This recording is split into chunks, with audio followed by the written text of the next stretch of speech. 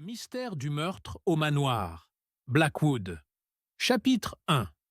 L'invitation mystérieuse.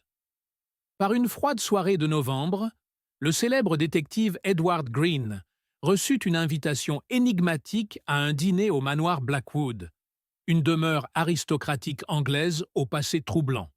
Le manoir était réputé pour ses sombres secrets et les mystérieuses disparitions qui s'y étaient produites au fil des années. Edward arriva au manoir à 8 heures du soir et trouva une assemblée de convives issus de la noblesse et de la haute société. L'atmosphère était tendue. L'hôte, Lord Richard Blackwood, un vieil homme riche, était assis dans son fauteuil, scrutant chacun des invités d'un regard glacial. Soudain, alors que le dîner battait son plein, les lumières s'éteignirent brusquement pendant quelques minutes. Lorsqu'elles se rallumèrent, Lord Richard était effondré sur la table, un poignard planté dans la poitrine. Chapitre 2. Les suspects. Tous les invités étaient de présent dans la salle à manger au moment du crime. Cela signifiait que le meurtrier se trouvait parmi eux. Edward lança immédiatement l'enquête et identifia 4 suspects principaux. 1. Lady Elizabeth Blackwood, l'épouse du Lord, en conflit avec lui à cause de son testament. Deuxième, Henry Cavendish, son conseiller juridique qui semblait cacher quelque chose. Troisième, Marcus Blackwood, son fils, confronté à de graves problèmes financiers.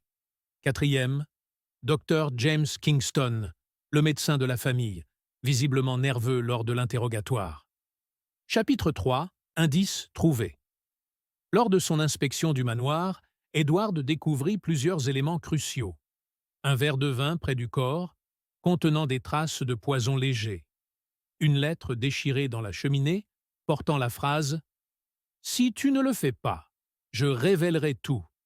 Des empreintes sur le poignard, appartenant à une personne portant des gants.